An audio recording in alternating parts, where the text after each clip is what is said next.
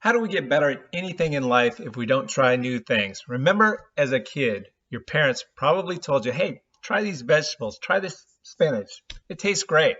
Well, I didn't like it so much. However, now, cooked, creamed, in salads, I love it. It's one of my favorites. And when do you think we learn the most in life? Is it when we're doing really well and everything's going great? Or is it when things are difficult and a little bit challenging? It's those times when we think things are never going to get better, right? And then things start to turn around. So I tried something new last week. I've been trading 0 DTE SPX options and doing pretty well. So I thought, hey, I'll just make a few tweaks and do even better. It didn't work out so well, so I'm going to share that with you now. In today's video, I'm going to cover how I've been trading 0 DTE SPX options, the results that I've had over the last 6 months, the tweaks that I'm making now to the trades, and finally, what I've learned from this 0 DTE SPX option experiment. Hey guys, Darren here. We've got a great video for you here today. But before we start, if you appreciate the work and effort that goes into making videos like this, all I ask is that you hit that like and subscribe button. I really appreciate it and it helps the channel a lot, so thank you very much. I think it's super important that we understand all the different strategies that the rich are using to get richer so that we can use those same strategies and profit in any market. Be sure and download the free options workshop in the link below. It talks about the 2 main benefits of trading options over buying stocks. Disclaimer, I'm not a financial planner and I'm not recommending trades. Please do your own research, and if you're new or learning options, I recommend you start small. Guys, 0 DTE SPX options are a hot topic these days. And why not? I totally understand it. Why wait, a month, a year, if you can make a quick buck every day? You do that, actually, if you only do it 2 or 3 times a week, then you're printing money and living the life of luxury. How have I been trading 0 DTE SPX options? I've covered this in a few videos and I'll link to one at the end of this video. So be sure and watch that one. So to date, here is how I've been trading 0 DTE options in a nutshell. I have been selling call credit spreads. The reasoning for the most part was because we've been up for much of the year and many of the other positions in my portfolio are long. Meaning if the market moves up, I make money. Of course, when we sell call credit spreads, we want the market to move down. We need it to move down to make money. So by selling call credit spreads, I can make money in both directions. So here are the results over the last 180 days or 6 months. We've made $1,190 and $2,425 over just the last 60 days. Here is where we are year to date in the SPX or the S&P 500 on the Trading View chart. At the time of this video, we are sitting at 4502. We started the year at 3824, so we're up about 15% so far this year. Now, if we go back to 2009 and draw a trend line, we are fairly close to being right on trend. We are right at the 10-year PE ratio or price to earnings average at 17.5, so we're fairly valued. Since the markets always move up and down in both directions, I like to get a little more long when we're below the long-term trend line with PEs lower than the average. On the other hand, I like to be a little more short when we are above the trend line and PEs are higher than average. So that said, what tweak am I looking to do with my 0 DTE SPX option trading today? Here it is. I'm still watching the pre-market futures in the morning to see which direction it looks like the market will open in. As you can see here, we are set to open 0.15% below the previous close. So that's just 0.15%. So that's a pretty flat open. We are using the Tastytrade option trading platform. You can do this on any option trading platform or brokerage. However, Tastytrade is one of the best and most intuitive for trading stock options. These are the guys that developed the TOS, Think or Swim option trading platform, and then sold it to TD Ameritrade. TD and Schwab still use this platform to this day. Tastytrade is even better. Use the link below and you can get cash back when you open an account. I recommend you open with at least $5,000 so you can make a few different trades. We go to the Trade tab on the Tasty Trade platform and look at the 0 DTE expected move. It is located on the far right of the option chain for each of the different expiration dates. We can see that it is plus or minus 20 points for the 0 DTE.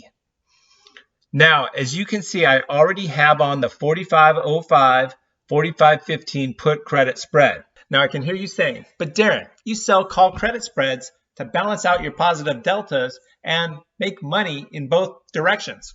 Yeah, but I'm doing this now. Here is a chart that I did on Tasty Trade to track and watch my position. The horizontal red line, not the other red line, as that's the 200-day moving average, is long 45.05 strike, and the green 45.15 horizontal line is my short strike. So I am profitable if we finish anywhere above the middle, say 45.10 level, of that put credit spread. Since we are set to open at 45.02, I like to put a couple more horizontal lines at about the 20 below and the 20 above mark. Remember the plus and minus 20 expected move from the option chain? Now, if we move up at any time during the day, that is great, right?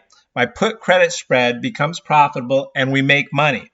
If we move up to the 45.15 to 45.20 level, I will likely sit and watch and wait until it's a little later in the day. At that point, I can close for a profit and bank the win for that day. Nothing wrong with that. However, if we move up to that 45.25 level, there is something else that I might likely do. That is, if we want to go for a little bigger win, rather than lock in that smaller win, while we are still risking nothing, I will sell a 0 DTE SPX call credit spread since we are near the top end of the expected move for the day. This accomplishes a couple of things. It helps to even out my deltas for the SPX for the day while allowing me to possibly win on both sides and double my profits if the SPX finishes the day in between my call and put credit spreads. It also reduces my risk in the SPX for the day. We can only lose on one side no matter where SPX finishes for the day, so we've locked in at least a break even. What if the SPX continues down and moves against my put credit spread? That's a good question. If SPX opens down and runs against my put credit spread, then I lose money on that spread. I can wait until the end of the day to see if it comes back and close it out for the loss if it doesn't. I really don't like to do that. Or if I think the market may come back the following day, this is where you can get in trouble. I can recenter and widen my strikes to collect additional premium. So I kick the can down the road, and at some point, it should come back in my favor. Now, if the market moves down to the 44.85 range, then we are at the $20 expected move for the day. At this point, I will roll out to the next day and down while doubling the width to collect premium. If, however, I am at my max width already, say $15 wide, I will roll out 30 to 45 days to provide more time for the market to come back. This way, I don't increase my risk. You may ask, hey Darren, if you have a quick profit, do you ever just take it off for the smaller win? Another option that I have considered is just taking off the trade early when there is a small winner. For a couple of reasons, I prefer not to do this. First, it makes it more difficult to track and have a consistent system. I guess you could pick a percentage, but it would always come at different times during the day. Instead, I like to wait until about 15 to 30 minutes prior to the close. If I am near max profit, I will close out for the win to avoid a last-minute big move. If it is borderline of being profitable or not, then I may likely wait until 5 to 10 minutes before the close before rolling or closing. By doing this, I'm taking maximum advantage of the rapidly decaying time value and the large possible swing, as well as having the ability to just roll out and collect more credit. If it does move my direction, I can collect max or close to max profit. So let's see what we did and what happened. Guys, this is not how I planned on making this video. Here's the chart for the SPX over the 15th and 16th of November. So you can see here, I have lost $1,340 in the last 30 days trading 0 DTE SPX options. Going back to November 1st, if you look here from the bottom up, I had a $10 wide 41.85, 41.95 call credit spread on that I rolled from November 1st to December 15th, and the 41.90, 42.05 call credit spread since I recentered. This is my max loss $15 wide call credit spread that I was going to wait to come back before I closed. Well, on 11/16, there was good news in the market and the SPX was all the way up over 4,500. So I figured it might not make it back down. So let's clean the slate and close out for the 14.45. At least I still collect the $55 remaining. Then I figured, hey, the market is moving the other way. So I sold the 45.10, 45.15 put credit spread. Thought I'd try something new and catch the upswing. That didn't work. I rolled to the next day for a $60 credit and widened the spread to $10. The market kept moving against me, so I just closed out at 9:17 a.m. for the $475 loss. I would have probably rolled out at some point during the day to my max $15 spread. However, being on the put side, it wouldn't even allow me to collect a credit by doing so, like it typically does on the call side. So even though I lost a good chunk of change on these trades, I'm still up over $1,000 trading SPX this year. And my other positions have improved from the upswing in the S&P 500. So here are some key things that I learned from this trading debacle or experiment. I like selling 0 DTE SPX call credit spreads over the put credit spreads since they are easier to roll and still collect a credit.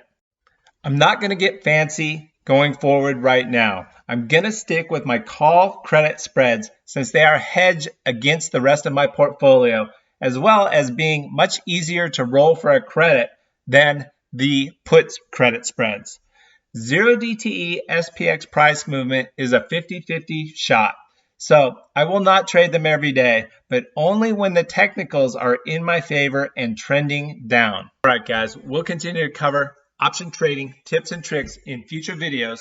So make sure you hit like and subscribe, and you will be informed of the next videos. Share the video with a friend.